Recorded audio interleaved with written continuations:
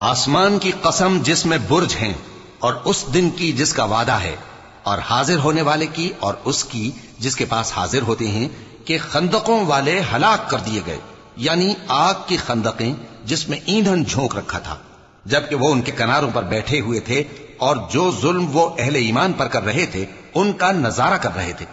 اور ان کو مومنوں کی یہی بات بری لگتی تھی کہ وہ اللہ پر ایمان لائے تھے، جو غالب ہے، سب خوبیوں والا ہے، جس کی آسمانوں اور زمین میں بادشاہی ہے، اور اللہ ہر چیز سے واقف ہے۔ ان لوگوں نے مومن مردوں اور مومن عورتوں کو تکلیفیں دیں اور توبہ نہ کی، ان کو دوزخ کا اور عذاب بھی ہوگا اور جلنے کا عذاب بھی۔ اور جو لوگ ایمان لائے اور نیک کام کرتے رہے ان کے لیے باغات ہیں جن کے نیچے نہریں بہ رہی ہیں، یہی بڑی کامیابی ہے۔ بے شک تمہارے پروردگار کی پکڑ بہت سخت ہے، وہی پہلی دفعہ پیدا کرتا ہے اور وہی دوبارہ زندہ کرے گا، اور وہ بخشنے والا ہے، بہت محبت کرنے والا ہے، عرش کا مالک، بڑی شان والا، جو چاہتا ہے سو کر ڈالتا ہے۔ بھلا تم کو لشکروں کا حال معلوم ہوا ہے، یعنی فرعون اور سمود کا؟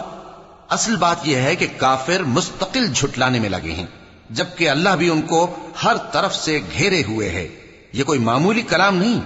بلکہ یہ قرآن عظیم الشان ہے، لوح محفوظ میں لکھا ہوا۔